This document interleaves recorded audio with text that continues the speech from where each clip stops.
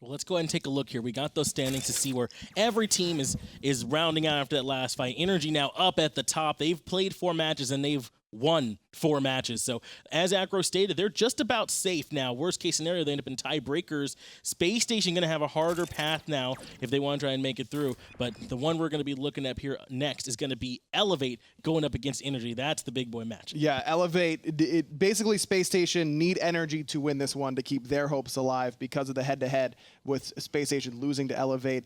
Elevate want to make sure that they can win this game so that even if they are to drop the trifecta, then that wouldn't eliminate them. If Elevate lose this and lose the trifecta, then it's really up to Dignitas to knock trifecta out of it in order to put 2 EU teams in through the wild cards. This matchup is really, really critical.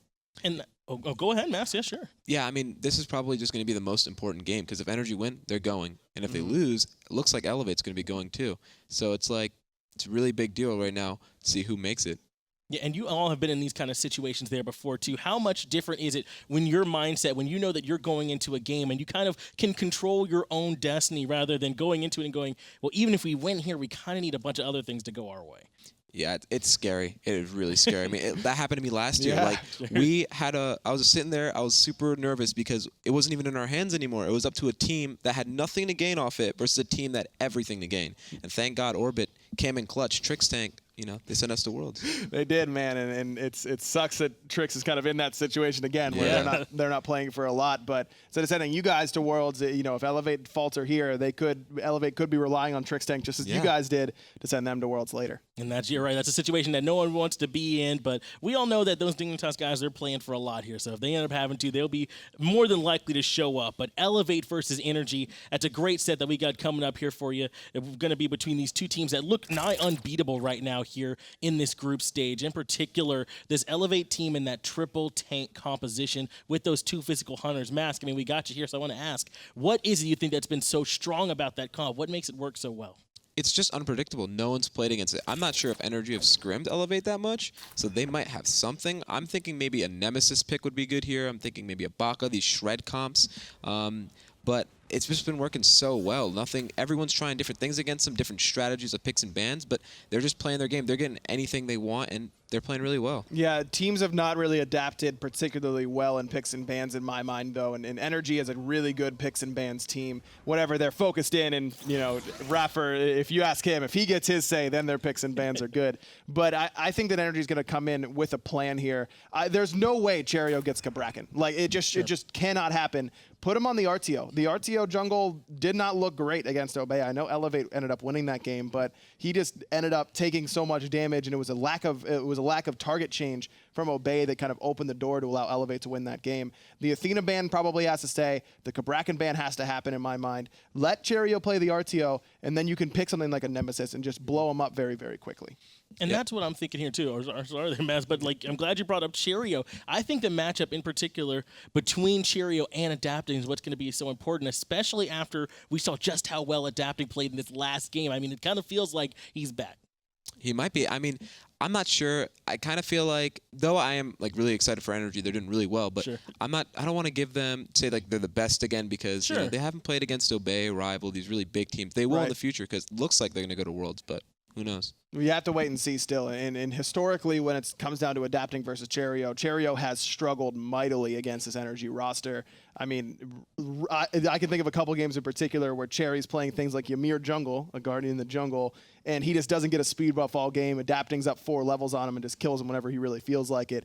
Cherry has to be working together with his team. His team has to be there to support him in order to allow this Guardian jungle to work against a team like NRG who want to play a pressure play style. Well, I agree with you 100%. Cherryo is going to be very impactful here in this game. And Cherryo, we actually got a chance to sit down and talk with him and get a little bit more from him.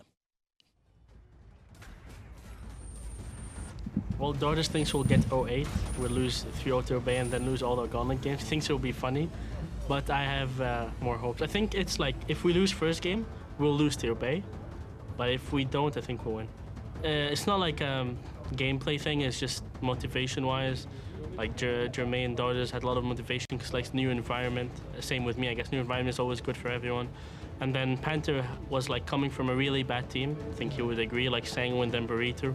So he had so much motivation to like actually do well. First time he thinks he can win on this team. Dardez never plays meta stuff. Like, I don't remember the last time he played Terra or Fafnir. Like, he hates playing meta picks. Never play Artio either. It's like, he just wants to play out of meta stuff. So when he said Noct, I was like, yeah, sure. And it already fits my playstyle, you know, setup gods. Every team has like one person who dictates how the game goes. They just don't want to play other stuff. So when let's say Raffle wants not to play Fafnir or Trix doesn't want to play Fafnir, you know, they're not allowed. I like janky stuff. He was like, I actually beg him to play more jank stuff. He doesn't want to. I tell him to play Nemesis, Naja. He doesn't really like it that much. Told him Morgan, Jonqui, but I told him to play Hunter. He was excited for that one, but we never get to play it. That's it. Like, you could kind of, honestly, you can play any support in the game, any mid laner in the game if you just have a strat around it. And we just, like, if someone feels comfortable with a god, we'll try to make it work.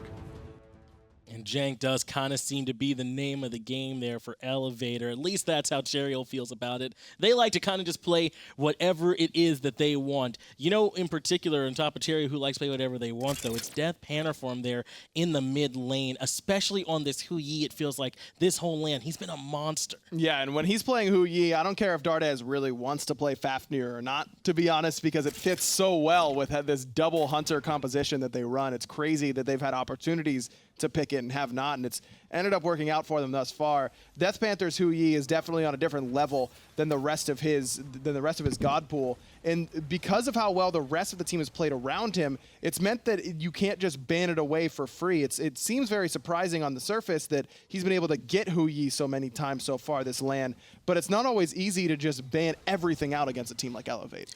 I'm curious to see what other hunters he has up his sleeve. He's gotten Hu Yi and AMC pretty much every game, and when he didn't, he got Scylla.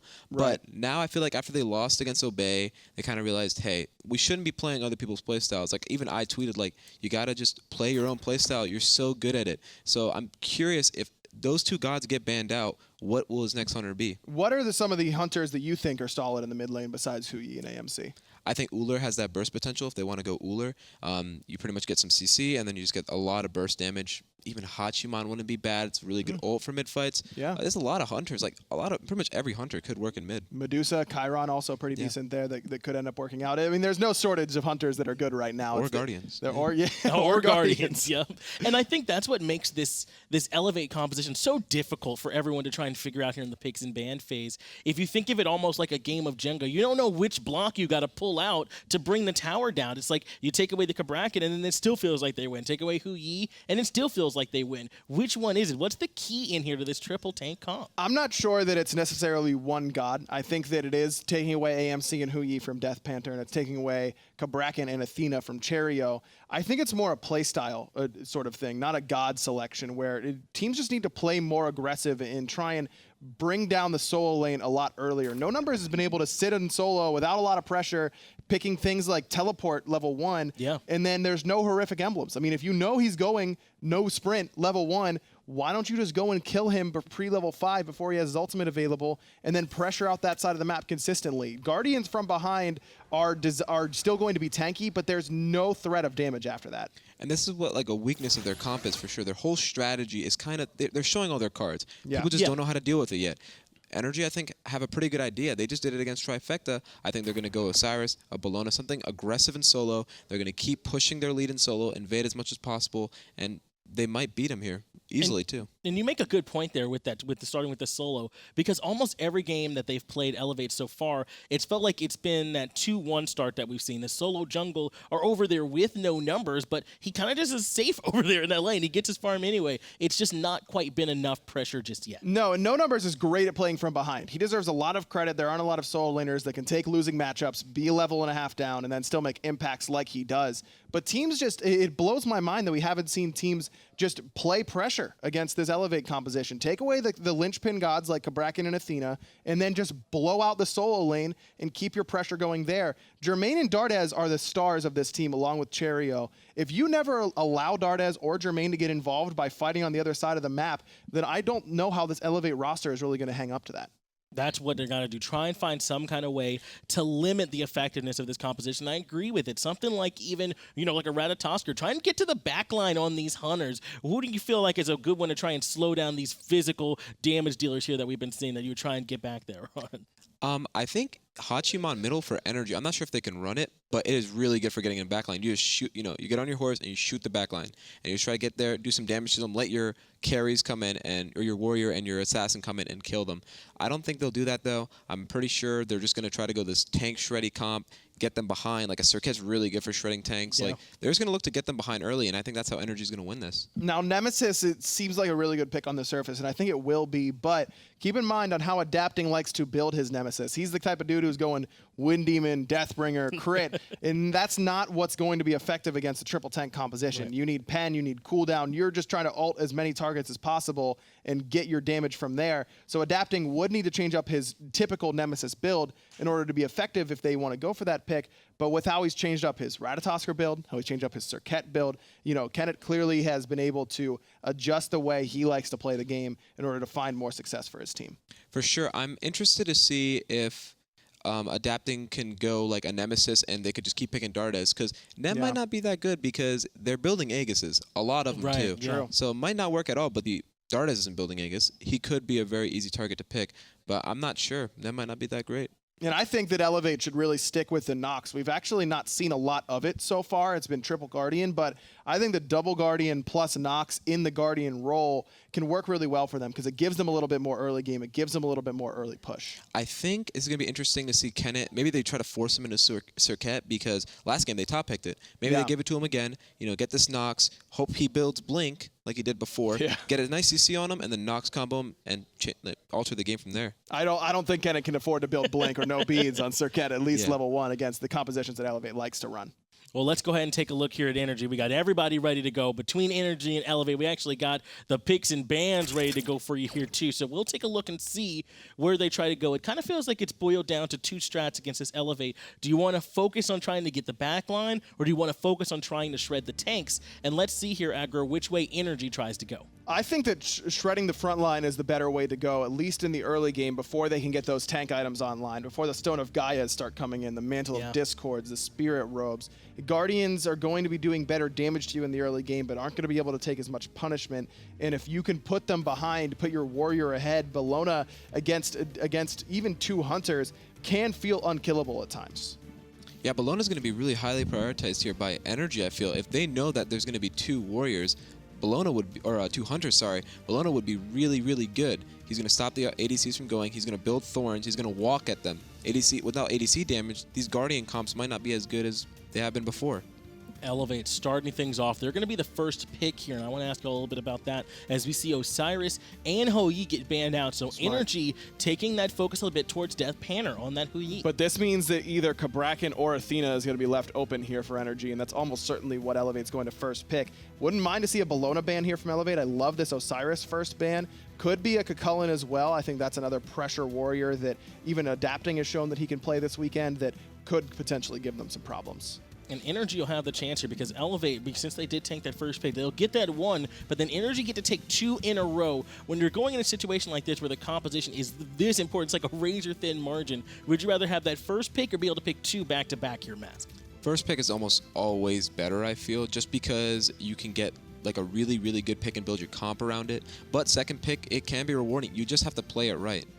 Yeah, you just got to make sure you're getting the most out of it. Cucullin coming out as the ban for Elevate, so they don't want to have to deal with that. Taking two eyes towards that solo lane, a Maniac already, and Energy ban away a Moose and Cobb. They think it's these physical hunters. So I like this idea from Energy, but in my mind, this is a high-risk, high-reward strategy. They could have gone the safer route, ban Athena, Cabrakan, and just let Elevate first pick the Artio like you know they're going to. Take the Hou-Yi and the AMC on the back end. There's a lot of things that you can do there. This is really throwing a wrench in what Elevate has done all week long. Now, if Elevate can adjust, I think they may be able to end up on top, getting more than they would have from the bans that we expected from Energy, but this also has a higher chance of really just messing with Elevate entirely and putting them off their comfort zone. I just think they're going for something different. They're trying to throw Elevate off their game. No one's done these bans against them. This is completely different. No one's gave them Athena all day. Where do they value it now? Elevate's winning without her. Do they even value her that high anymore? Energy's just trying to confuse Elevate, throw them off their game, throw them off picks and bans, and Ullr Artio. And really there you good. go, yeah. And this tells me that NRG thinks that the next hunter up for DeathPanter would have been Ullr. I mean, there's no reason to pick it this high unless you think Elevate is going to be prioritizing it. Elevate's picked it for Jermain, I believe, but that tells me that NRG thinks that DeathPanter's God pool is shallow in that mid lane, and it's proven to be so far with his other picks. The Scylla was bad, and the Raijin wasn't much better. So now Elevate are kind of in a tough spot. Where are they going to go in that mid lane? I'm not quite sure. There's a lot of hunters. Hachimon's still available. I think they're going to look to pick the Guardians, but if they don't pick a hunter soon, they're going to get another 2 banned source hunters. 4 hunters are going to be banned and 1 picked. There are a lot of good hunters, but not all of them are that A-class, S-class tier. And they are prioritizing those Guardians, it looks like. Xing Chen already picked up for Elevate, but I love what we're seeing from NRG. Everything they've done so far has been taking away something from what makes Elevate work so well. Rom still available, and this probably is going to be going to Jermain, so still, what's DeathPanter going to be thinking about? And there's that Serqet for adapting as well, as you mentioned, Mass. Great at shredding that front line, great at pressuring the solo lane. Is Artio good in, you know, we were talking about early game warriors. Artio was like the early game guardian in that solo lane, but is that enough to pressure out a Xing Chen alongside Serqet? Artio is probably the best early game guardian just because he has, maybe not for clear, maybe not for fighting, but she can't really die once she gets that heal on. She heals herself and her teammate for so much. So I think the Artio is a really good pick here. I'm not sure if it's going to go into solo or not. Ganesh is still up, an amazing god for shredding. I think NRG here is going to ban Nox. They don't want to deal with that. They got Serqet, they have Artio. Those 2 gods, and even Ullr, no CC immunity on any of those gods. Maybe, actually, Serqet does have it on her ult, but she has to be really close to someone to get it. So this actually could be very rough, so they have to make sure to get rid of that Nox. I like that idea to get rid of Nox, and the Athena that everyone was so scared of giving to Elevate all week long hasn't even been picked yet. So you could tell that has been a good call out basically from NRG. Could have gone for an Athena and then the Nox right afterwards. I think that could have ended up working out, but it's all about trying to keep no numbers comfortable in that solo lane with the Xing Chen. Now they ban Gab to Energy, and I think this is where you go with it with those Guardians, at least from my personal opinion here. The Guardians they pick are also very controlling in all these compositions. That's part of why it's hard to get to those physical hunters, because they're controlling them so much. Take away that Geb, try and limit some of those options for them. For sure, for sure. I think the Geb was to stop, you know, Serqet, CC. If you get a Geb shield off, Serqet doesn't really do much. And also the shield for the ult. It's a really good ban here. Definitely Nox. There's no way NRG gives them Nox. And with Athena, they just didn't ban it. And look, they didn't pick it because they saw, hey, what's working with us, like, we've never picked Athena once. I don't want to throw off what we have going on here. So they don't pick it. They let it through. Interesting. They do leave the option open for Nox the is Nox up. and go for the Hachimon ban instead, which could have been a strong pick for that man on your screen. DeathPanter in the mid lane for Elevate. NRG a little bit more scared of what he's going to do than Dardez with the Nox. I agree. I think Nox would have been the better ban here, especially if that Artio is going into the support role for iRaffer, who's really had the most success with Artio support out of anybody. It's really been most successful in the solo lane outside of what NRG likes to do with iRaffer, but maniaKK has played it very well as well, so it could still be going into that solo lane, though I still think that it ends up being a better composition for NRG if it's Artio in the support role for iRaffer and picking something like Bellona in the solo lane. Artio is also really good for setting up for those Ullr axes. He's got a stun, a root, and he can just dash towards. He can be super aggressive with this Ullr. If it goes support, that's going to be a deadly duo. And I know Jermain and Dardez, I talk to European people, or players, sorry, and they tell me this is the best dual lane. This is one of the best supports in the game. This is one of the best ADCs in the game. They say how deadly they are and how teams draft just so they can't win lanes. So I'm interested to see how this Ullr Artio does into them. Raijin, another god that can have a lot of trouble up against Nox, gets his clear interrupted. He can silence out that dash before it ends up going off. You get a pretty easy target for that Nox ultimate, which means that you won't be doing nearly as much with your Taiko drums when you get hit by that Nox ult. I really feel like that's the best possible pick here for Elevate and support. They were worried about that Nox, but it just feels like to me that NRG are really focusing on DeathPanter. They think that he's been that sort of key for them, and I don't think that they're too off, especially when he gets that Hui. DeathPanter has looked excellent, but Elevate turned their eye more towards the mid lane in those bans. They're trying to limit what Yammyn can do, and he still ends up getting the Raijin, and there it is. Nox comes out there for Dardez, but Anhur is where they end up falling back. I don't hate this Anhur pick. That's one of the more underrated mid lane hunters. He punishes mages really, really heavily in the early game because he just hits so damn hard with that passive. You throw down the speed, you throw down the pillar. All of a sudden, you're hitting for over 100 in auto in the very early stages of the game. I think that it can work out really nicely, but that is an execution heavy composition from Elevate for this Anhur. Not a ton of setup for him, even with this many Guardians. His peel is insane, though. Anhur has a lot of peel in fights. It's also when he ults and that Raijin in his ult, he's not moving. All those spears are going to hit. He's a huge target. I think this Raijin's going to have a really rough time, especially with this Nox. I think Elevate outdrafted NRG pretty well here.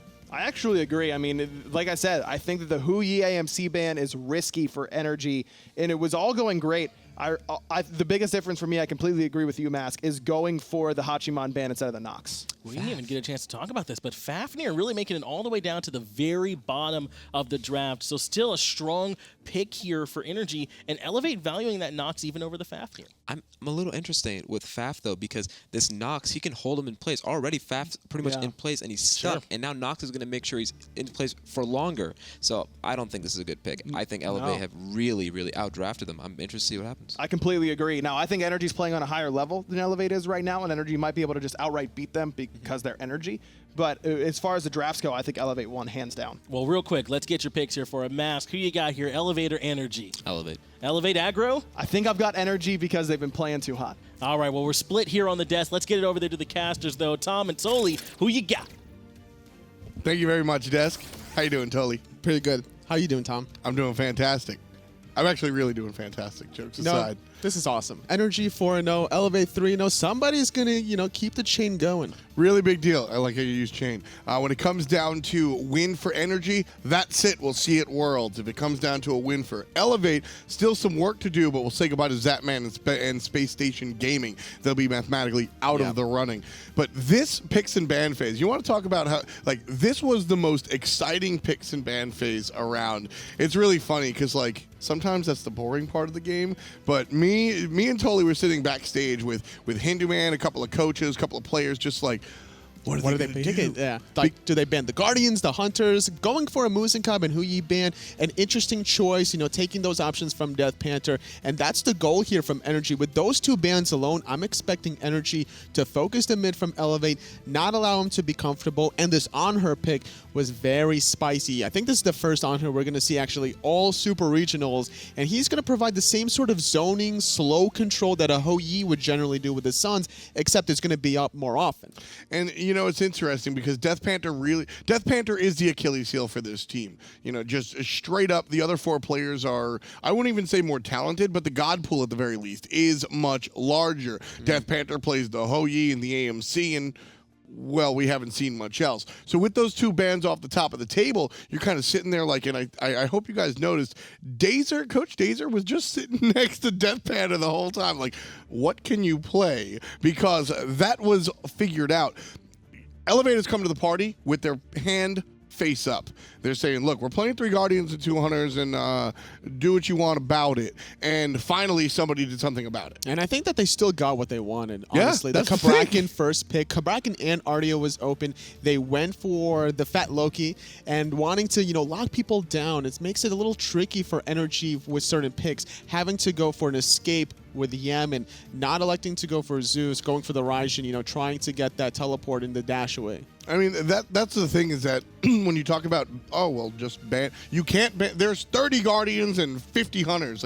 You can't ban that out. What you have to do is pay attention to the individuals. Like we said, DeathPanter's God pool has been explained to be relatively small. They being Energy, targeted specifically the 2 gods that he's played thus far, forcing him down into the Anhur. But like they said on the desk, Energy, they do all this work. They do everything right in the P's and B's, and still, Toli, I feel like Elevate got exactly what they wanted. We'll see how the execution stacks up, though, because they're up against an Energy that's just hot on fire. They're 4-0, winning all their games thus far, and just winning with a lot of style and flair. I don't think there was many games where they were ever really realistically behind. No, I mean, this Energy has been on, I've said it a number of times this weekend, Energy has really come back into themselves. They look really fantastic. However, Elevate on the other side are doing exactly the same. And Elevate have this, there's something else. Both of these teams have this something else going on. Where for Energy, it's just this catalyst of remember when. They have almost nostalgia vision going on. Remember when we were so far ahead of the curve?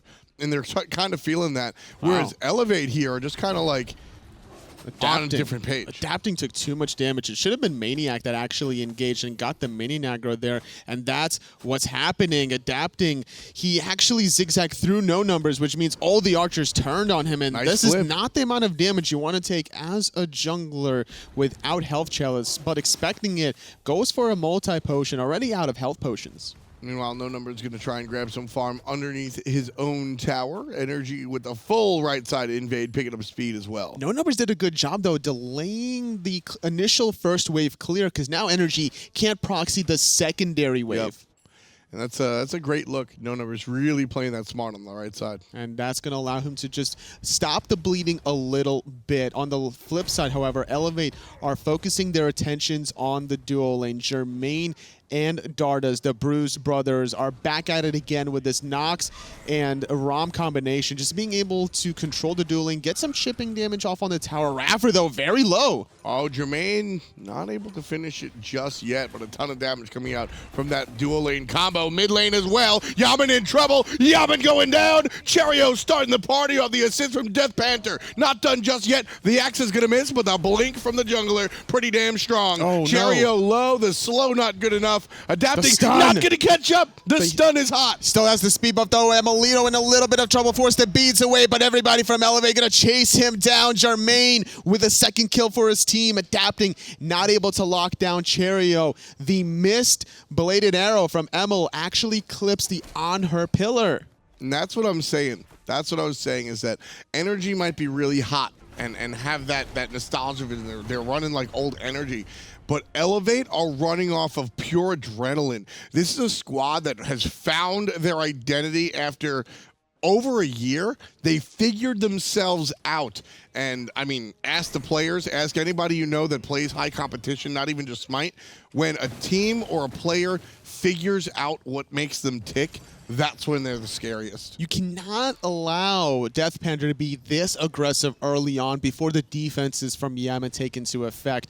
Not having Dynasty played Helmet, the penetration from Enfeeble, the passive from Anhur, just does too much, especially with the red buff. Yeah. Elevate focused their efforts around the dueling jungle side, stripped away the red buff from NRG, took their own red buff to allow these double hunters to get the control that they need to. Not only did they find those 2 kills early on, but look at this dueling tower out of NRG. Dardez from the right side, missing the stun. Nice silence, but he misses the root. And so emilitoo able to get away from the damage there. That could have been another kill, considering Emil's beads were still not available for another 70 seconds. A missed opportunity there. Still getting off a little bit of poke onto Emil, and still just denying more gold under NRG's Tier 1 tower. Again, talking about understanding themselves as a team and as a unit, I love that Dardez plays this Nox support, and a lot of times you get these like oddball selections. You look at Obey with the Kuzenbo jungle, you look at some of the other odd selections, and they're one-offs. They're very rare. maniaKK being aggressed on but walks away, right? Dardez routinely goes to the Nox support, so much so that it's banned frequently against his team.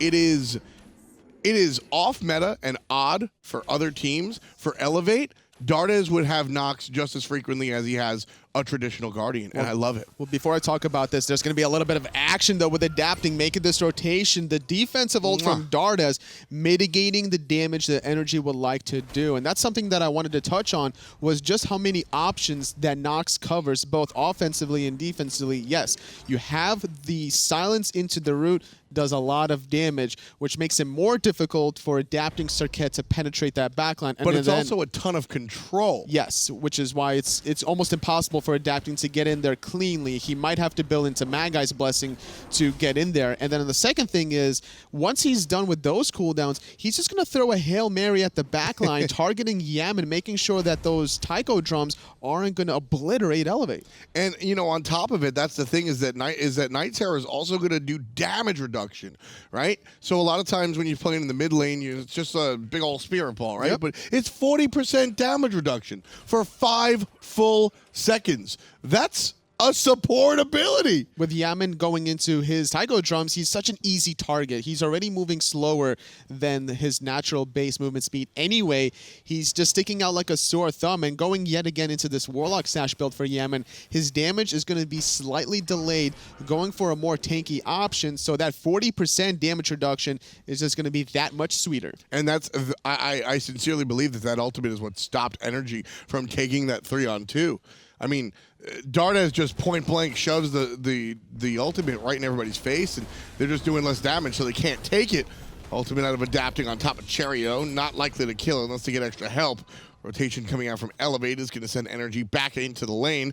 Adapting uses the ultimate, comes up empty. Also defensively, because he didn't want to get pulled by no numbers. Adapting blinks in. He tries to get the engage off. Wasn't doing so hot, but he couldn't really get out safely against Raijin Steel, so he had to get out of there with his ult.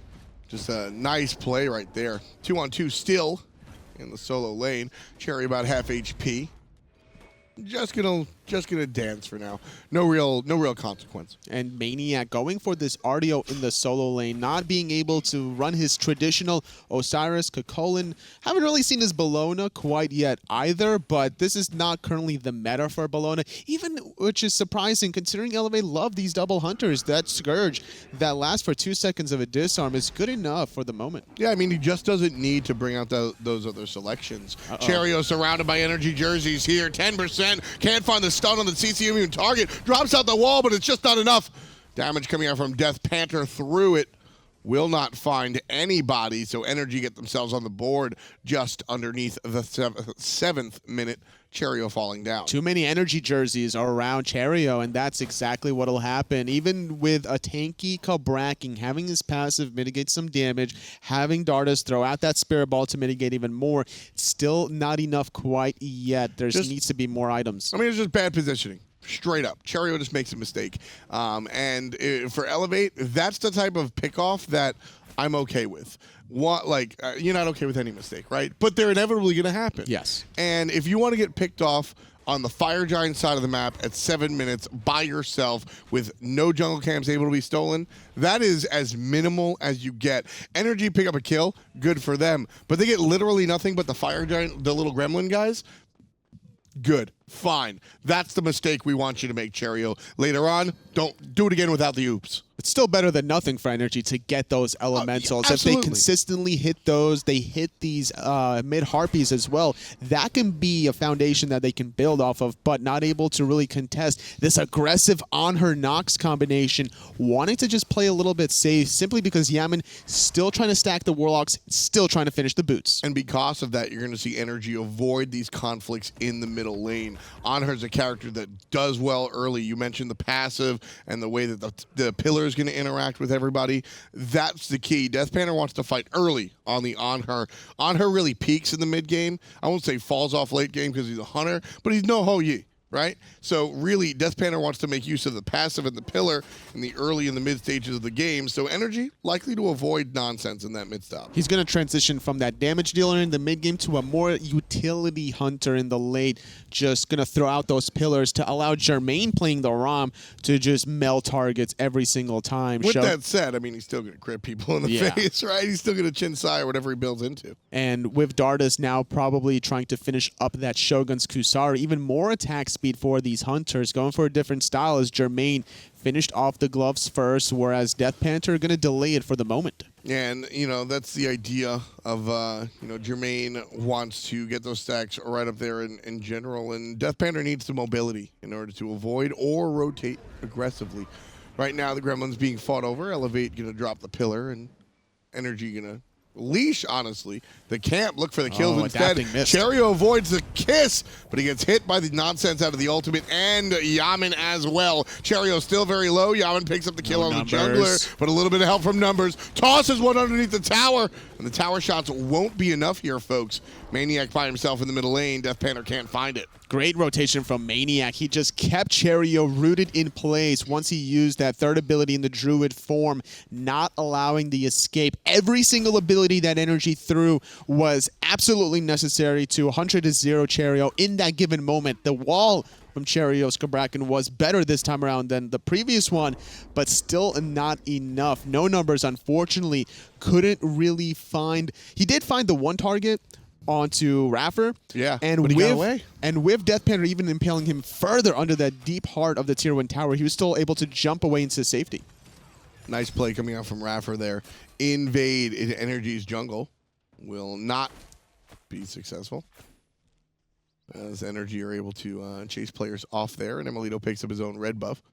So Elevate kind of missed that one, but not too big of a deal here. 10 minutes in, tied up as far as the kills are concerned. Gold relatively close as well. Just about first blood separating our two teams, but surprise, Elevate was actually the ones to get the first blood. NRG up by 500. And Elevate are known to be the split masters here between every single split that they play between spring, summer, fall. They play against such top-tier teams between Obey, Dignitas, and NRG, and they've been known to take games off of them very easily, or at least maybe the first game and then drop the second one once the team's figured out what they're doing. But this time, it's a best of one here. And Elevate can easily surprise NRG in the mid to late game. All it's going to take is this one team fight. And NRG are trying to make sure that they're ready for it. Building Ankile for adapting Serqet, wanting to disrupt this combination. No numbers. When he goes for the pancake flip, as soon as he hits adapting, that gets interrupted.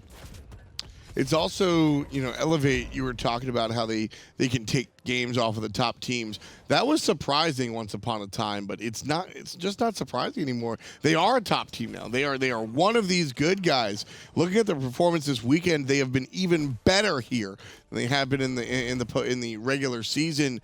If you're a playoff watcher, if you just tune in for the LANs and the Super Regionals and Worlds, of course, up in January, I mean, you're sitting here and you're going, Elevate is fantastic. Totally. Elevate, for my money, has been one of the best teams here this weekend. And just think about where Dardez and Jermain came from. Les Myrmidons. Les Myrmidons. Do you remember who else was on that team? Les Mogao. Yes. And they started from the bottom. They're here in Super Regionals. They're about one game away from almost guaranteeing themselves a spot at hi-rez Expo. And then sort of separate to that story, you remember where their mid laner came from? Burrito. Oh, yeah, it was Burrito. DeathPanter was on Burrito. And Sanguine before that. Bottom end teams. And that's the story of Elevate, which is poetry, right? These guys, low end squads, but high end talent, just sticking it out, making it happen. Jermain and Dardez never leaving each other. Right now, Dardez getting jumped on by adapting. This is big money damage. Wow. emilitoo with the last hit. 4 players in NRG jerseys on the left-hand side of the map. Jermain takes to the sky. Rotation from Cherryo and DeathPanter going to be chased out by a rotation from maniaKK as well. And DeathPanter's here, but nothing he can do. NRG get a clean kill. Dardez goes down. And now the gold Cheerio is their choice. NRG are done trying to target out Cherryo. They go for the easier target onto Dardez. Now trying to go onto no numbers in that cripple field. The taunt is good, forcing out the ult, but he's so low. Huge damage, and emilitoo puts a 1 on that. Second kill for him. iRaffer. Meanwhile, trouble for everybody else on Elevate. The jump forward from the big man. And there's DeathPanter doing what he can, but adapting does one better. Taking down Cherryo. Anhur dealing some damage to maniaKK. Jermain to the other side, taking him down. Big money as he's getting down to about 10%, but chased out by the threat of Yammyn. Gold Fury reset, and NRG, well, it doesn't look like they're going to have the chance. This is the early mid-game damage from those two hunters, hitting the same exact target. maniaKK needs to be very mindful about his positioning later on. That's why he's going for this Thorns, knowing that the damage is going to be very high. He needs to try to deal with it. Going for this Height of Nemean line probably shortly after he finishes off a Voidstone. Wouldn't be surprised if we see that. And the player damage charts for Elevate's two hunters are through the roof right now currently. Dardez right there. The biggest difference between this composition with the Nox support and the other options is the fact that Dardez just isn't a Guardian. And so he's just not innately as tanky as had he played literally any Guardian. I didn't see whether or not his shell was available during that gank, but there was nowhere for him to go. Jermain was too far away for Dardez to dash into, and that's the one escape mechanism that a Nox support could do. Even though you don't have the scaling of a natural Guardian, you have a get-out-of-jail-free card for, I think, 6 seconds or so to be able to hide into your ally. and not able to really find that was Dardez, so he falls for the first time in this game, which is, you know, relatively small. Only 5 deaths on the side of Elevate. I don't want to say only anymore. Elevate have 2 kills, but they've suffered 5 deaths, one of which find themselves on the support, but 3 deaths for Cherryo. So he's looking to turn it around. Stun onto adapting. Dardez finishes him off, all off the assist from the jungler. Yammyn out of the ultimate. Elevate could reinitiate if they want. It's a 4-on-3, but maniaK's being chased down by no numbers. Meanwhile here, iRaffer gonna get stunned, half HP. Hunter's doing big boy damage. Oh, the miss from Dardez, not able to connect onto anybody. iRaffer's trying to jump away behind the Gold Fury. They found the initial pick, and here comes No Numbers, pulling maniaKK into danger. He's rooted, he's nowhere to go. That's 2 clean picks for Elevate this time. The Hunter damage is out of control. No surprise that Jermain's leading the charge. Gold Fury will be the target for Elevate. And although NRG snuck ahead by about a K, Elevate snatched that lead back. And they're up by just barely 500 gold. NRG felt so confident to go for that Gold Fury. They were about 2,000 more damage away from taking the first Gold Fury of the game, but then they leashed it away, trying to engage onto Elevate, but adapting just got absolutely blown up. Jermain waited for the CC to happen. He got it. He threw out the snipes. Nowhere to go for the jungler out of NRG. And Dardez just catches him in the trouble funnel. Meanwhile, here comes adapting, trying to cause some trouble, but it's No Numbers taking care of him. 1, 2, and 4 for the jungler on NRG. Yet again, another situation where adapting needed one more tick of that poison to find the kill. Dardez walking away cleanly, and Elevate got another objective. They get the Portal Demon on the right-hand side, but left side, emilitoo left alone to farm, getting this tier 1 tower. Such a problem to really allow these hunters to do what they want and free farm like that. emilitoo, Jermain, both of these guys level 16, but the ability that emilitoo has to take out that tower, simply because nobody's, I don't want to say nobody's paying attention, but nobody can afford to expend the resources to pay it, to go to that left side of the map. I mean, you just get that for free. There's always a fine line as a hunter of whether or not you should even be going for a tier 1 tower. The way the Smite meta has evolved, if you're trying to go for even 20% tower damage, you're going to get instantly rotated on. And that's why the fear for all these hunters is like, well, I'd rather just go farm back harpies than try to get this tower, honestly. It's not worth dying at the 17.5 minute mark. If you're overextending for 500 gold, well, guess what? You're probably going to die with all these rotations and semi-global pressures with the ROM here, and then they're going to get a tier 1 of their own. But that's the key. I mean, emilitoo knew just how safe he was, able to walk up the lane, take care of Elevate's tier 1 tower. So no harm, no foul. Meanwhile, right side, a little bit of a grouping from NRG. And see adapting, looking maybe for the play, but coming in more of a defensive way than the aggressive behind the enemy positioning. Picking into the Serqet for adapting was very interesting, considering that the Nemesis was still open here. And the way I look at Serqet and Nemesis against such tanky compositions is you're basically an ult bot, right? You're trying to get somebody and blow them up, no matter what it is. But as a level 14 Serqet, look at his options currently. Level 16 Xing on no numbers, who's getting up there. Stone of Gaia for the regen, having Hide of Urchin for both physical and magical defense. Then you got Cherryo playing this Cabrakan, who has a passive aura that says, you're not going to do 100% damage to me or my teammates. Then you got Dardez playing this Nox that's building kind of tanky, not too much. That also has a way of stopping you from doing damage. There's not too many good options for adapting. I mean, I'm going to disagree with you here, Tully. Dardez is a very tanky build. Shogun's Kursari into the Breastplate of Valor? The problem is for Dardez is that he doesn't have health, and adapting's ultimate is just going to... It doesn't matter how much protections you have. That ultimate is going to do true damage, exactly. So you're going to be melting this Nox support. So as long as she's a little bit isolated from her teammates, not able to dash into safety, that could be maybe the only target, because even Jermain can go into the sky, buy some time. Sure. DeathPanter can easily jump over a wall. So, couple of options. Yeah. Couple options. I like that so far. Elevate and NRG able to tie themselves up as far as the kills are concerned. The gold also relatively close. Elevate leading by about 800 gold here, just shy of 20 minutes in. And right now, I would say the momentum is split down the middle. I would have to agree with you. NRG, they built tanky when they were ahead against Trifecta. This time around, they're not ahead. The damage from adapting is a little bit in the middle of the pack. He can't really find what he wants to, what he's normally used to doing, so he has to be more patient. Maybe allow Elevate to be the ones to try to go for the engagements first. And really, I mean, that when you think about that, it's about how well can you counter-engage. And I think they have the tools to really handle it, but do they want to? Oracle is going to go the way of Elevate as NRG going to secure their own red buff. emilitoo is going to back to base here. Portal Demon respawning shortly after Gold Fury. 20 more seconds on that objective on the left, and then about another minute on the one on the right. So right now, as Elevate look to really snatch this one away from NRG, I think that they have to look towards the Anhur and make moves relatively soon. He's going to be outclassed by the enemy mid-mage, I think, as the game gets later and later. So right now, DeathPanter level 16. He's got his Impale maximized and able to really make an impact.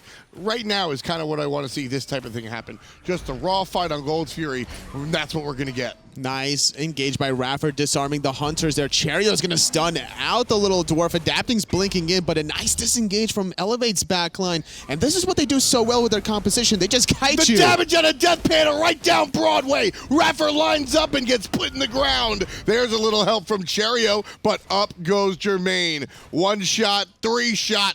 The second one won't hit.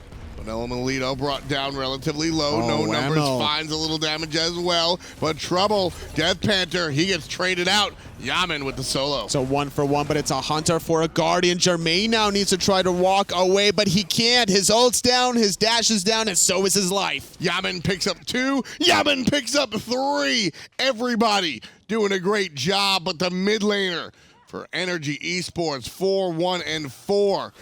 Doing such a fantastic job getting the Gold Fury will be NRG, and they quickly find themselves up just underneath 2,000 gold. Elevate doing a good job of baiting NRG in a sticky situation there. Around that little corridor between purple and red buff, that previous fight around the Gold Fury, they did the same exact theme of where they lured NRG down Broadway, like you said, and then just avoiding a lot of these skill shots from NRG, turning the tables back at the champions. They found the pick onto Raffle, but then they got a little bit too overzealous. The wall from Cherryo prevented Dardez's ult from going even further, and then no numbers flanking in the backhand side. The ultimate from Jermain was a little too premature. Fire Giant here, 25%. It's just Cherryo and Dardez. NRG look to turn around and look at these players instead. emilitoo's low, but it doesn't matter. He's able to deal the killing blow on top of Cherryo. And that's still enough for NRG to be chased off of the Fire Giant. Dardez tosses an ult. Cherryo dies, but again, like I said, the objective is still alive. A necessary death from Cherryo, preventing this Fire Giant. Had that occur, now NRG can just run wild in the silence, getting the towers. maniaKK gonna get flung under that tier 1 tower, rooted under the silence, left alone by himself on the right side. Uncharacteristic. Very similar to the death we saw Cherryo take before. Not just now, but way earlier in the beginning. The one that I said was okay. Yes. Just kind of out of position, not where you want to be. But the death of maniaKK with Cherryo still dead, again, Elevate, what are they going to get out of that? Well, there's 30-second difference here. maniaKK still dead for 25. Cherryo has officially respawned. Gold Fury not up neither is Portal Demon, but with these two hunters, DeathPanter on Anhur, Jermain on Ram, their late game presence is in effect. Shogun's Kusari from Dardez even being able to amplify the attack speed. Not enough to take care of Fire, I think. We'll see. I think they're going to try it. They will. They're definitely going to try it. maniaKK has respawned in about 5 seconds.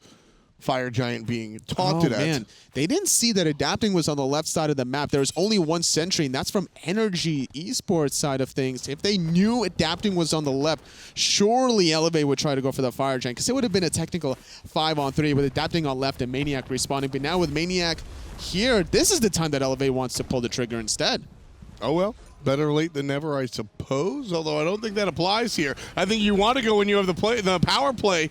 Raffer almost becomes part of it, half Yammyn. HP. Look at Yammyn trying to be a sneaky Raijin on the side, dealing a lot of damage to DeathPanter. He goes and he bangs the drums, doing a lot of damage, adapting in the backline as well. But the Aegis saves the life of the mid laner. DeathPanter trying to dance, dodge, weave, and he does so successfully. Can't say the same about Cherryo.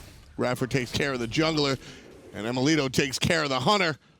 DeathPanter just barely escaping. Will head to base and come right on back to defend the Fire Giant. But good news for elevating their friends, Totally. Couple of members from NRG have to back as well. This is why controlling the vision around those right side mid harpies, top and bottom, is so important in all your Smite games. NRG having Sentry on both the top and bottom allows Yammyn to go that aggressive, just positioning himself. That's why even some teams, if they don't have the Sentry vision between the top and bottom, they'll just stick a regular ward in between, because that's a crucial little location here. There's so much range for Yammyn on this Raijin to be able to abuse that location. Fire Giant started, and the taunt is good. No numbers can't get in there. NRG just pick up the Fire Giant in the face of Elevate. DeathPanter gets controlled by maniaKK and adapting. That keeps him out of the conversation. No numbers gets controlled by, well, everybody else, and that keeps him out of the conversation. And NRG talk amongst themselves, pick up a dozen kills, and they get the Fire Giant well up 3K. Elevate are starting to look like they're crumbling under themselves. The call to go for Fire Giant with all 5 NRG members, a little questionable. They had a full 30 seconds before maniaKK would respawn. Why not go for at least a 5-on-4? Had they made that call, it would have been a 5-on-3 because adapting was on the left side of the map. I'm with you. I'm absolutely with you. I think NRG definitely could have played a little bit more, or excuse me, I think Elevate could have played a little bit more aggressive when they had the opportunity. A slight lapse of judgment, allowing NRG now to get the ball in their courts. They're getting the towers that they want. All towers in the soul lane stripped off the map. They're getting all the tier 1s as well, going for the Gold Fury before wanting to commit to additional towers. Just every little piece is what NRG is looking for. Don't forget, last game we called it very clean. They picked up all of the objectives. They picked up all of the things they needed to. This game, a little bit less clean because Elevate has been able to fight back. But as far as the objective control and the objective secure, NRG looks fantastic. It's almost impossible to play clean against Elevate, to be fair. The way Oh, they yeah. engage, No, it's not a knock at all. the way they engage with Cherryo blinking in as Cabrakan, he's either going to die or he's going to find some kills in return. And he's just going to walk away with the walrus hands anyway, baiting NRG in a sticky situation. I thought you came at people with the walrus hands. I mean, you can do the same thing, though, because you're just walking away. You just coming As, right at them. as you're swinging and running away from them, you're using the just... You're just going. You're just going, and The you're walrus winding. hand. You're trying to grab them. Cherryo was doing that before. Right now, just walking up regularly. Yeah, the walrus hand's absolutely. It creates so much wind that it just allows you to run even faster. That is a lie. It's true. No, that's a lie. Watch Cherryo next time he throws out those hands. Actually, it does give movement speed, doesn't it? Yes. It actually does. Damn it. Right now, the Portal Demon being aggressed on by NRG. No contest there. Easy peasy. Almost 10,000 gold in the lead here. NRG commanding a 7K, or excuse me, an 8,000 gold lead. Raffer and emilitoo have the red buff. Haha to Fafnir having the red buff. But NRG Esports coming down the middle lane. Fire Giant buff in tow. Who's going to play defense on tier 2? It's going to be very important to try to stop this or delay it, but that tower has no life remaining. Elevate going to back off. I like what Dardez did before the tower siege, though. Procking that Mad Blessing on Raffer with just a silence. It doesn't matter if you hit it or if it detonates and does the damage. You just need them to walk over it to get the Mad Guy's proc. So that's 40 more seconds that the little dwarf won't have it for before maybe Elevate can lock him down now. Well, we'll see, but right now with the destruction of these towers, that brings NRG into 5-digit territory. 10,000 gold in the lead plus. Now wanting to back off, their Fire Giant is expiring in 40 seconds. Looking at the buff situation, no buffs are spawning anytime soon. So I think NRG are very content with what they got with the Fire Giant thus far. They don't want to overextend with the Phoenixes. If they do that and they die, now it's Elevate that has enough of a window with the respawn timers to maybe get something back in their end. Exactly. NRG very cognizant of the different timers on the map, and the Fire Giant after a team fight and a deicide will be available. It's available in about 1 minute and 10 seconds. Fire Giant for NG falling off in 10 seconds, obviously. So because of that, NRG probably going to play it safe. I don't know if they wait all the way for the Fire Giant, but they are absolutely going to back off here. And they're also going to use this time to ward aggressively, trying to position themselves, maybe even catch Elevate slipping, whoever is going to be across the map. We're seeing Elevate group up on the right side. On the left, though, it's NRG that knows that the red buff from Elevate is spawning, and they're going to strip this one away, or maybe even wait. Yeah. I thought they were going to wait. I thought they were going to wait. And maybe catch someone. Set up an ambush here. I do that all the time. Every time around Fire Giant, let's say we get in the middle Phoenix. Right. We can't siege it quite yet. All right, let's go to Fire Giant. Let's go hide around this corner. Right VVVA. Yeah, right around by the speed buff. Everybody just kind of piles up and That's right. and hides behind. Use each the other. corner. And they're just like, ha-ha. Boom. Surprise. Jumps out. Right around the corner. That's the beauty. And again, you know, I love this game so much. And part of it is because you can do that. You can literally hide behind, you can hide in the cut, and somebody walks by and you just show up and you're like, bam! And they're like, ow, my gut, you have stuck a knife in me. I am bleeding out. My intestines are on the floor. What have you done to me? Little real? No, that's a little too real. Yeah. It's Loki. Even for me. I play Loki. Loki stabs you in the back, not in the gut. Well, you know, the gut's where you got to go for it. That's the real gut shot. Ah. That's what NRG's looking for right here. Looking for the gut shot. Looking for a storm of plays right now in order to just cap it off with a Fire Giant and a single push. 31-17 on the clock. 7-12. NRG leading in all relevant categories. 75,000 gold in total for them.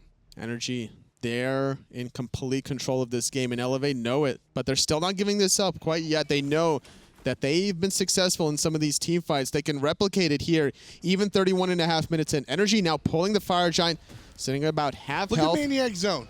Look at him zone. Just by him, zone by himself. Yammyn tosses out the Raiju. emilitoo gets the message. Time to fight. Adapting brought down to half HP. Hell of Arrow's gonna miss, but zone out again. And the reset one more time. Adapting blinked in, and then he forced to use his beats to get on out of there. That's two important relics not available, but now Cherryo going in, connects it onto Yammyn, the rest of Elevate trying to follow up. And the stun in the wall, Yammyn separated from everybody. Dardez tosses one out by himself, but Yammyn banging on the solo. Cherryo down to about 10% HP. The solo brings him solo. Yammyn goes down. Cherryo says goodbye. One more time, no numbers. There's the reprise. Adapting takes him down. Left-hand side, keep an eye on Jermain. He's doing a lot of damage. Yammyn very low. Still here. Aggressing, looking for DeathPanter. Maniac zoning one more time. NRG have to reset. They're relatively low, but they did get 2 for none. No fear from the Season 2 MVP, Yammyn, keeping himself alive with that Aegis Amulet, preventing Jermain Snipe from sealing his fate, but still confident enough that he would use his range and around the corner shots to be able to make an impact in this team fight. Now NRG with a 5-on-3 advantage. Go for this Fire Giant, and I don't think Elevate want to go anywhere near this one. Dardez thought about it. He said, I have the ultimate. I'm hiding around the corner. I might be able to show up, but thought better of it, and I think that's the right call. Instead, walks away, allowing NRG to pick up the Big Daddy. And the Portal team is going to go down as well. Just a little cherry on top. And emilitoo is going to go eat dessert back at Fountain. It seems that Elevate strategy has finally been cracked, at least in group play. They lost to Obey Alliance in the semifinals, going 2-3, going the distance, straying away from their main strategy in games 4 and 5. We don't talk about the Scylla here. And then NRG now still fighting the traditional Elevate's composition and showing the holes a little bit, being able to just go in and out, bait Elevate in weird situations. Real talk, I don't think that Elevate's strategy has been toppled. I think that the selection of Nox is different enough to make this a little bit of a deviation. Not a complete deviation, obviously. You've got 2 Guardians, 2 Hunters, and a Nox, which is building tanky. But also, NRG are not... They didn't win this with their brains. They won this with their brawn. NRG just beat the hell out of Elevate. Like, they just played better. And that's not a bad thing. That's not calling them... It's not an illegitimate victory by any stretch of the imagination. I don't think NRG outsmarted the composition. I think they just mechanically beat Elevate up. I mean, sure, whenever NRG plays against almost anybody, they just hit their buttons a little bit better Not than the in opposition. Season 4. At least not in online Season This 4. weekend, absolutely. But this time around, I think that their opening was pretty good, though. Being able to proxy against no numbers, making sure that he wasn't going to feel comfortable stripping big. away some of the buffs there on the early game, not allowing Xing to really make the rotations that he wanted to in the mid portion of the game, and now NRG controlling it. So many Mad Guys Blessing just got popped by Dardez as one silence. NRG still relatively comfortable. 3 Mad Guys got popped from that one ability. I don't think they care. The jump on in comes anyway. DeathPanter's ultimate just completely wasted. Here's trouble for Cherryo as he finds himself down to 10%. And again, Yammyn, the big drum meister, just making it happen. Call him Dave Grohl, #1 on damage on his team. That's the doubloon for him. Number 16 for NRG, 2 for none. And NRG gonna move over to the mid lane Phoenix. Easy as Sunday morning. No fear whatsoever. Getting the left side, Phoenix adapting when in. He assisted Yammyn on his double kill. Rapper's going in as well, zoning away Elevate as the second Phoenix falls. NRG are one more Phoenix away before they siege this Titan. I like this move. I think it's very easy to go ahead and get ahead of yourself and just say, you know what? We don't need the Phoenixes. We can just play it safe. We can just play it easy. But NRG have come all this way, and they know that they have to go back to the fundamentals. And they're going to look for the pure The juke's not win. enough. Jermain connecting onto Maniac. It's not going to matter. NRG go undefeated in group play and punch their ticket to HRX. Fantastic performance, and I think collectively, as a unit, Smite fans are breathing a sigh of relief. Not because everybody's an NRG fan, but I don't remember the last Worlds that didn't have these guys, and I think it's important for everybody to see adapting at Worlds, to see emulate Worlds. I think that's an important part. I believe in that sort of thing, and honestly, I'm happy that NRG get there, and they get there like this. Clean, almost no mistakes. Very impressive. Very impressive indeed. And with this loss for Elevate, this now allows Space Station to still stay in the running for HRX, and Trifecta can still get up there as well. Very, very close stuff. Emil checking himself out in the mirror there, by the way, just like making sure he's looking good because his play is good. And they looked absolutely incredible. Again, NRG back to their old business, up on top one more time, finding themselves better than the opposition.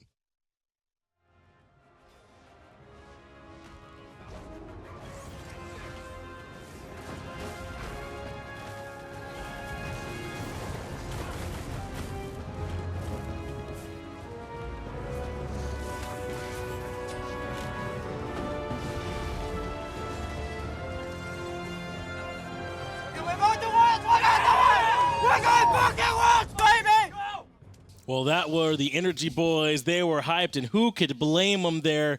Finch here on the desk, along with Applejack. I got Graham, Hindu Man, here with me as well.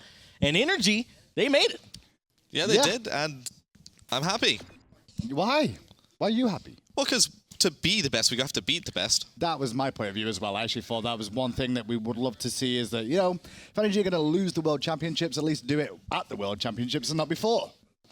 Yeah, I mean, that's how everyone felt about it. I mean, we had a couple pro players on here, and they all felt similarly about it. They want to be able to go through the best. We talked to some of the E-United boys, and they said, if we get the World Championship, we want to do it through them. And now they got their chance, coming through, looking good, going 5-0. In fact, let's go ahead and take a look at those standings and see just how it is they got here. NRG way up at the top. Now, they are at the top, and that means that Space Station, as Tolly was just saying, are still in contention to go. There's a chance of a 3-way tie for second with Elevate and Trifecta as well. It's all going to be based off results against each other. Now, Space Station's next game against Dignitas, still very important for them as well, because they still need to find this winning record. I think Dignitas have folded. Do you reckon Dignitas are just trying to like make sure Space Station are out? I think they're just going to play for pride at this point. They're going to go ahead and say, well, if we can't make it, so can't you. Yeah. Well, this is not an unfamiliar position for some of those Dignitas boys like Trickstank. I mean, they were there last year, formerly Orbit, not the full squad rather, but you know, some of those Orbit guys were there, and they actually were the reason Barracuda got there. Some people call it plot armor. I just say Orbit's pretty good. Well, if that happens, then it means this year that instead of sending an NA team to Worlds, they are basically packing the bags of an NA team and sending them home instead. So, you know, reversal of fortune potentially could happen here. It's not guaranteed, though. Like, these games are very, very interesting. The rest of the day plays out. It's mainly the biggest one to really look at is going to be Elevate versus Trifecta, which could just be the nail in the coffin for one of those two teams and put the other one through to the World Championships. And what's more, that is the final set that we have up to game number 15, and I just want to fast forward to that and just go straight into that But one. you can't. I know. We still got some Please. other Still really some good good ones in games. between. Trifecta and Space Station have to play off as well. Exactly. I mean, And that it's- one could like cause problems for both of them. Like Space Station will need to win that one, obviously, to stay in it, and Trifecta will not want to drop that game at all, especially after losing to NRG earlier on. Tricky situation for these teams now.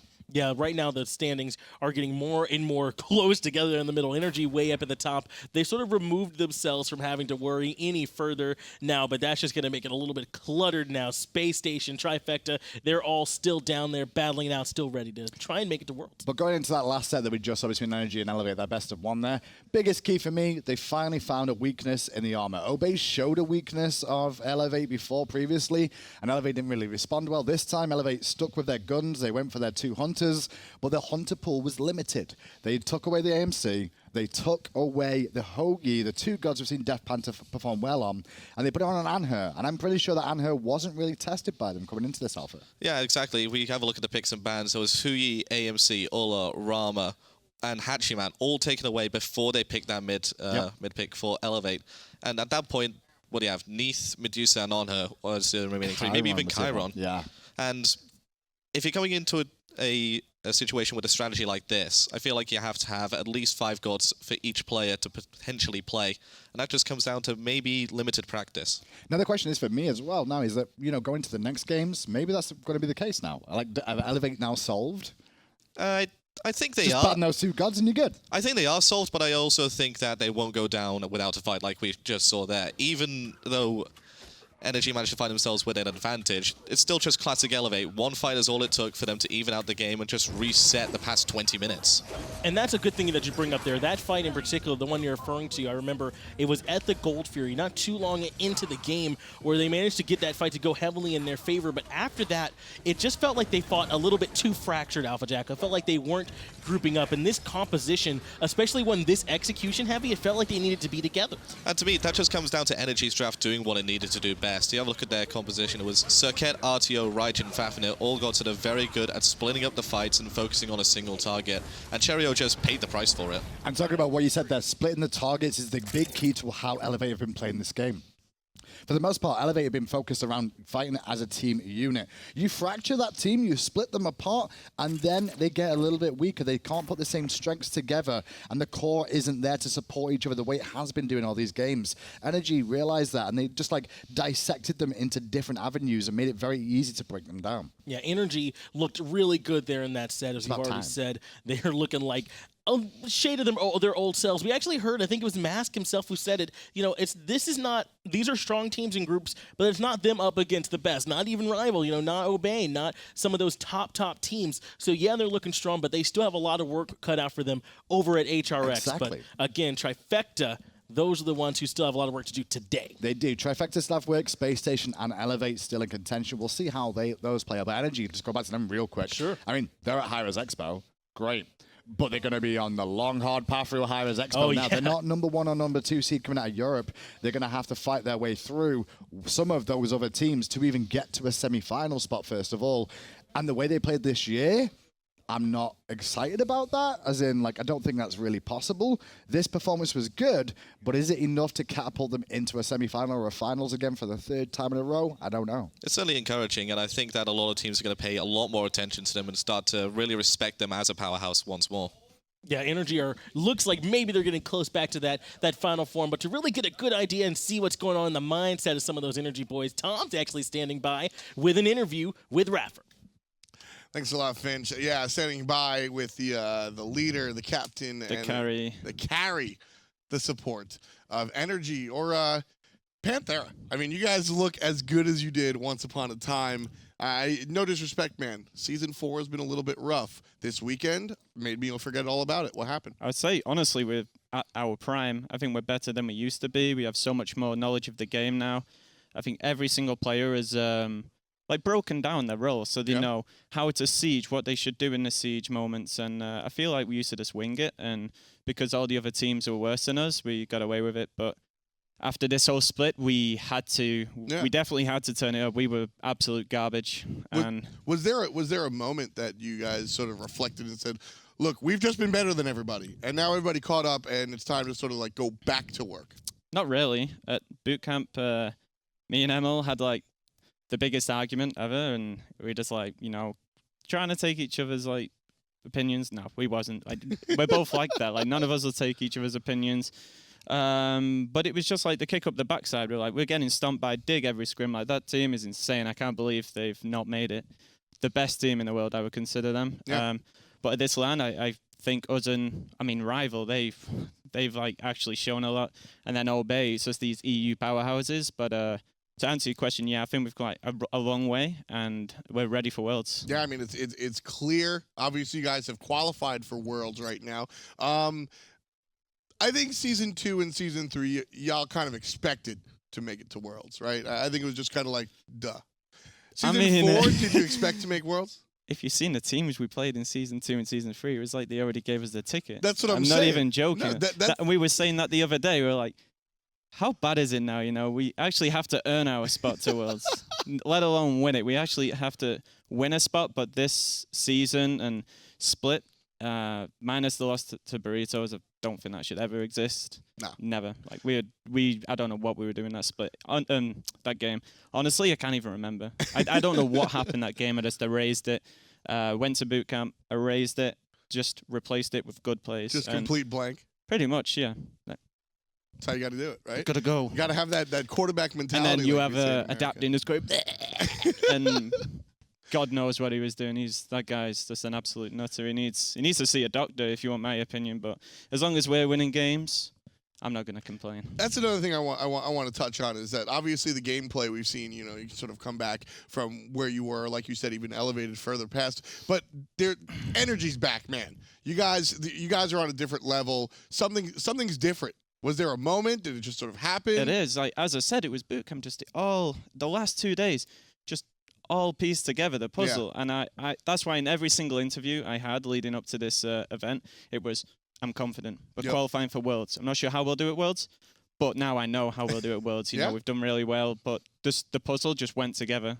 Just 2 days done. Sometimes it just works like that, man. And energy absolutely working again. Congratulations on qualifying for Worlds. You guys look. It was expected. And we earned it this time, but it was expected. Was it really expected? Everyone on Reddit's like, oh, energy's so bad. Game 1 against Noble, like going in 1 by 1. But in that set, we just beat the Kings. Like the free Guardian comp is really strong, and we were doing picks and bans for 2 hours last night, and it was literally just me and Emil, like catching each other's eye, giggling, and then kind of be like, oh, I'm not doing this anymore. You take the laptop. I'm not doing picks and bans. And then he did that a couple of times, and then we cracked him, and then he started laughing. And that's what it's about. It's just having a good laugh. And after that, picks and bans done straight away. Take the ADCs out of mid, he was gone. It paid off. I mean, it was interesting. Picks and bans can be kind of dull sometimes. That was the most exciting picks and bans I've ever seen. That was a lot of fun. You had to be there. I don't think it sounds as good, but just imagine Kenneth just cracking. He doesn't want to have this little smirk, but you see him just going up a tiny bit, and me and Emil just like. And then he just went. He was gone. I absolutely believe it, man. You guys punched your ticket to Worlds. How do you expect to do there? Good. Let's see if we last the night, because we're going to be scrimming a lot. You gotta scrim hard, right?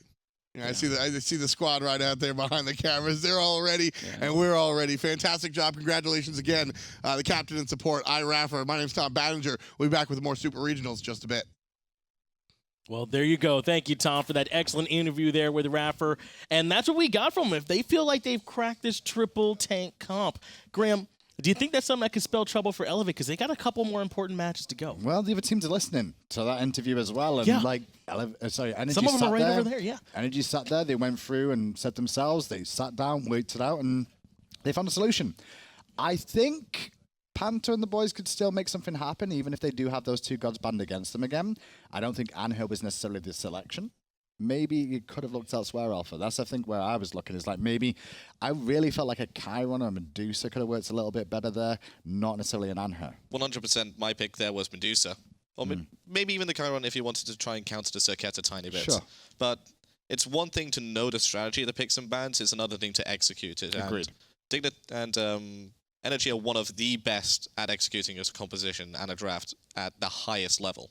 And that's what they've always been good at, Finch, is like finding the weaknesses of teams to be able to exploit them. Sometimes they never needed that themselves, though, because, you know, the enemy teams, they weren't able to formulate a plan because they were trying to deal with NRG's decisions. Well, this time around, that was the first time we've seen NRG have to answer somebody else who was technically a favorite because they seemed to understand what was going on. Well, that's what Raffer said himself, that maybe the NRG boys had sort of fallen a little bit back into just going in, winging it, and relying on them just being better than everyone else. But that wasn't going to be the case here up against Elevate. They had to go in and workshop. Him and Emil, you heard him trying to figure out how to make it through this triple tank comp, and they did. I want to ask you, though, here, Jackal, do you agree with Raffer? Do you really think it's those two ADC mids, getting him out of DeathPanter's hands, that's really the key? 100%. We saw just what happened there. No Huyi, no AMC, and he defaults to an Anhur after 4 other ADCs are taken off the table. It just doesn't have the same impact. I mean, if you want a giant AoE teamfight ultimate, you're going to pick Huyi. If you want that high damage pressure coming out from your mid ADC, you're going to want AMC. He's sort of in between the two, but is like a jack of all trades, master of none. To add to that, the reason it is the mid lane they're focusing on here more often than not, it's because you can't ban away Cherryo in the jungle. You can't take away all the Guardians. There's too many flavors of the Guardian that they can run to. Dardez's God pool is very, very deep, to the point of the Nox, for example. You can't ban them all out. You can't ban away the Cabrakan, the Athena, and the Artio. So why don't you look elsewhere in what the selection is? And you can't ban away Jermain either. So then you're looking at like, well, I guess there's only one person we can really look at taking out here, which is DeathPanter. And the only time DeathPanters look good is on that Huyi and AMC. And what's more, every single time they've had these picks and bans, they've always looked to pick up their solo and their jungle in the top 3 every single time without fail. And most of the time it has been that mid pick in that top 3. Occasionally it has dropped down to the bottom 2 with the ADC being the other hunter. But they've always left their support pick for those bottom 2. And that could be a potential exploit. But as we've seen, you can't really ban out Dardez. Nope. No, it would take a lot of work to try and ban out Dardez. But either way, those NRG boys, man, they're having a good time. We can hear them in the background really enjoying themselves. And if you all want to get in on the fun a little bit at home, we actually have a couple of ways for y'all to do that. We actually have a promo going on right now with Sennheiser, who we'd love to thank for providing the quality audio. You could win a headset, a digital loop pack, and 800 gems. Plus, so that giveaway is going to be going on. You can also get 10% off with promo code hi-rez. It's really just that simple, Graham. I guess it is. You told me. I didn't know about that one. Yeah, it is. That's why I'm here. And 800 it's my gems. job to let you know about them. And 800 gems. And 800 gems. Just be in Twitch chat. What else are you doing on a Saturday? What else would you be doing, Alpha Jackal? What else goes on? I mean, I'll just be doing this. And don't forget, it's so simple, even Vote could enter this competition. Wow. Unnecessary shots. Really firing shots at the Scottish people. I think Hayes will be having words about that one as time goes on. All right, well, either way, you know, the shots are being fired over here for us. That's why we got you up here, though, Alpha Jackal. We love to hear it for you. Yeah. No, I mean, that's it. I mean, I don't know what's in that notebook, but it looks like a bunch of It says Space Station versus Dignitas, Order, Chaos. It's picks and bans table. I guess that's what I was explaining for the fans at home. That's what it says. There you go. That's literally all there is to it. That's all coaches write down, by the way, is just the picks and bans. I've not seen them do anything else. There's no other notes in that book that I've seen that don't say anything but picks and bans. I mean, is there more of a notes? Yeah, there's more of a notes. If you have a look at some of the other games. Oh, it's more picks and bans. Oh yeah, more picks and bans. You're right there. Yep, it literally is just picks and bans on every page. I mean, if go back to my games, then yeah, there's notes there. Yep. Anyway, tell us more things that we've got going on this weekend. Tell us more things. Well, we got some more promos here for you all. Absolutely. We actually have some past skins that we can show you from past champion skins, just like the Cogsilla, the Energy Chronos, as well as the Epsilon skin as well. You can see it's an easy game and an easy life for Soul, Graham. Well, it's not going to be an easy game or easy life for Energy to repeat a third time, that's for sure. Which means we may get a new skin for Season 5 then of a new team that makes it. Maybe the rival boys do it. What skin would you choose, actually, if you guys won? A lot of people want to see us have a Fafnir skin. A lot of people? I would agree.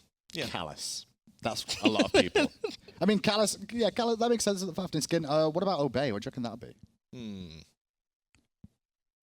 I don't know, probably a Serqet. You're supposed to say, Alpha, that they're not going to win anyway, so there's no point talking about it, because we're going to win.